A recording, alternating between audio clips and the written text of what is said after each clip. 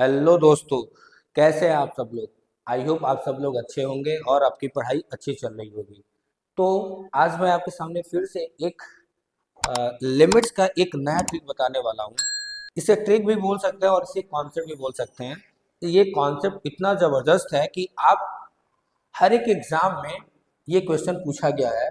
बहुत ही important question है NDA, air force और जेई मेंस में। तो ये जेई मेंस का प्रीवियस ईयर क्वेश्चन मैं आपको बताने जा रहा हूँ। तो ये क्वेश्चन कितना इंपॉर्टेंट है, आइए हम लोग डिस्कस करते हैं और समझने की कोशिश करते हैं कि इसको कैसे सॉल्व करेंगे विद इन सेकंड में। ठीक है, तो स्टार्ट करते हैं। ध्यान से समझना एक एक कॉन्सेप्ट। ठीक है, स्टार्ट करें। देखिए क्या लिखा हुआ है। ये एक बॉक्स बना है, स्क्वायर बॉक्स। इस बॉक्स के अंदर क्या लिखा है, ध्यान से देखो। X, 2x, 3x, nx। इस बॉक्स को बोलते क्या है, एक फंक्शन है। इसका नाम है ग्रेटेस्ट इंटीजर फंक्शन। क्या नाम है इसका?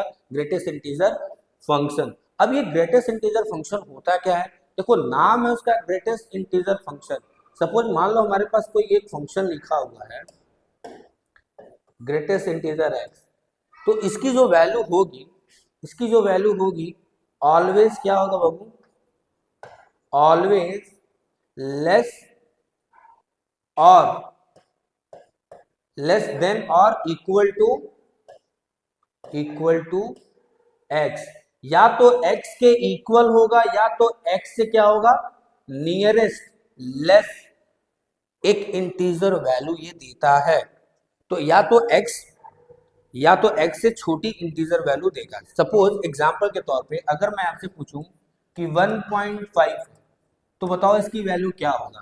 तो डेफिनेशन यही कहता है या तो x होगा या तो x से क्या होगा, लेस देन।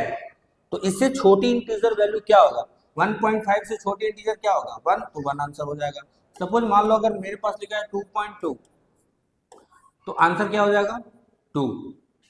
ये इंटीजर नहीं है, ऑलवेज ये क्या देता है, एक इंटीजर वैल्यू देता है। तो 2.2 एक इंटीजर वैल्यू नहीं है। तो इससे छोटी वैल्यू क्या है, इंटीजर है 2 है। तो 2 ही हमारा क्या होगा, आंसर होगा। अगर मान लो नेगेटिव में लिखा हो, माइनस का 7 पॉइंट मान लो 3 लिखा हो, तो क्या 7.3 एक इंटीजर वैल्यू है? नहीं। तो इससे छोटी वैल्यू क्या होगा, नेगेटिव में बताना आपको छोटी वैल्यू, तो क्या होगा -8। तो greatest integer always gives less than or equal to the value of x, always gives integer। I hope आपको ये समझ में आया होगा कॉन्सेप्ट। अब आते हैं इस क्वेश्चन पे, ध्यान से समझना मैं क्या बताने जा रहा हूँ। क्वेश्चन को अच्छे से समझना। अब देखो ध्यान से, मैं क्या करूंगा, ये क्या लिखा हुआ है x, 2x, 3x, nx लिखा हुआ है। मैं क्या करूंगा, x की वैल्यू यहाँ पे क्या करूंगा, पुट करूंगा 1।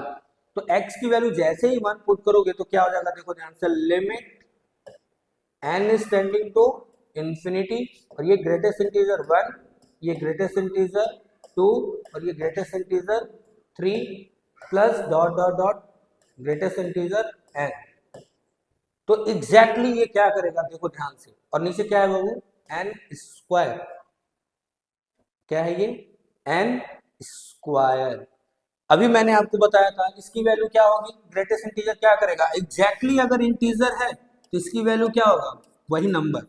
एग्जैक्टली अगर 2 है तो इसकी वैल्यू क्या हो जाएगी 2।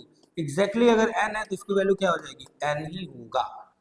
ठीक है, क्लियर है। तो इसकी वैल्यू क्या हो जाएगा 1, इसकी वैल्यू 2, इसकी वैल्यू 3, डॉट डॉट डॉट क्या लिखोगे, n divided by n square. और limit n is tending to क्या है, इंफिनिटी। मैं क्या करूंगा, x की वैल्यू 1 पुट किया हूं, तो ऑप्शन में भी x की वैल्यू क्या करेंगे, पुट करेंगे और क्रॉस चेक करेंगे कि हमारा कौन सा ऑप्शन करेक्ट होगा। पहले इसको सॉल्व करते हैं, देखते हैं क्या आता है। अब ध्यान से समझो इधर, सम ऑफ ऑल नेचुरल नंबर क्या होता है बाबू, ये क्या है 1 से लेकर n नंबर तक का क्या कर रहे हो, एडिशन कर रहे हो। तो सम ऑफ ऑल नेचुरल नंबर क्या होता है, n प्लस 1 डिवाइडेड बाई 2। और नीचे क्या है, n स्क्वायर है। और लिमिट क्या अप्लाई कर रहे हो, n is tending to infinity. अब देखो ध्यान से, इनफाइनाइट का कॉन्सेप्ट क्या कहता है, लिमिट में आपको ऑलवेज क्या बनाना होता है, इस तरह से बनाना होता है। लिमिट अगर x is tending to infinity है तो 1/x की पावर n के फॉर्म में बनाना होता है, जिसकी वैल्यू क्या होती है, ऑलवेज 0 होता है। अब यहां से अगर n कॉमन लोगे तो बाहर आके क्या होगा, n स्क्वायर। देखो ध्यान से, limit n is tending to infinity, ये हो गया n स्क्वायर, और ये हो जाएगा 1 + 1/n, और नीचे क्या है, 2 टाइम्स ऑफ n स्क्वायर। तो n स्क्वायर से n स्क्वायर कैंसिल, और limit n is tending to infinity यहाँ पे अप्लाई करोगे तो इसकी वैल्यू क्या हो जाएगी, 0। ऊपर 1 बचा न्यूमरेटर में और नीचे डिनोमिनेटर में 2, तो आंसर क्या हो जाएगा, 1/2। तो अब आपको ऑप्शन में चेक करना है। देखो आपको ऑप्शन में चेक करना है कि x की वैल्यू 1 पुट करो, और देखो कहाँ पे 1/2 आ रहा है। तो देखो अगर x की वैल्यू यहाँ पे 1 पुट करोगे तो क्या मिलेगा, x की वैल्यू 1 रखोगे तो यहाँ पे क्या मिलेगा, 1/2। तो option A is the right option. I hope आपको समझ में आया होगा ये क्वेश्चन, समझ में आया। नेक्स्ट क्वेश्चन करें, एक और क्वेश्चन करें इस पे। चलो देखो ध्यान से, देखो मेरे पास एक और क्वेश्चन है।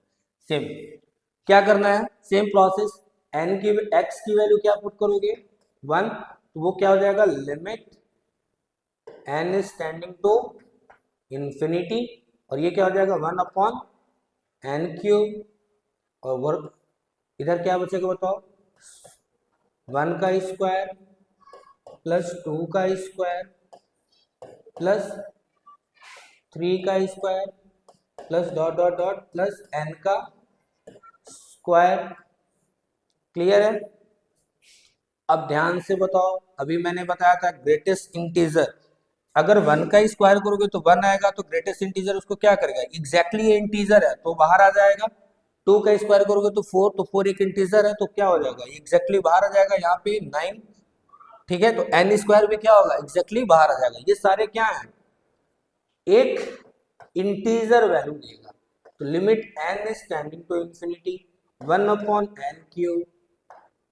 ध्यान से समझिए, क्या है, 1 यहाँ पे 1 मिलेगा, 1 का स्क्वायर मिलेगा, और यहाँ पे 2 का स्क्वायर मिलेगा। क्यों ऐसा कर रहा हूँ, स्क्वायर के फॉर्म में लिखो, उसके पीछे रीजन है, क्योंकि हमें मिलना तो इंटीजर की जो भी वैल्यू है वही बाहर आएगा।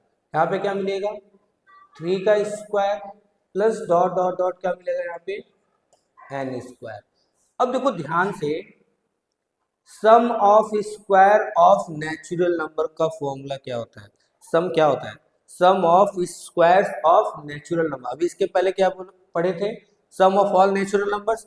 अब उन नेचुरल नंबर के स्क्वायर का एडिशन क्या होता है, याद रखना, n+1 2 times of n+1 divided by 6, और यहाँ पे n³ है तो n³, और लिमिट क्या है वो, n is tending to infinity.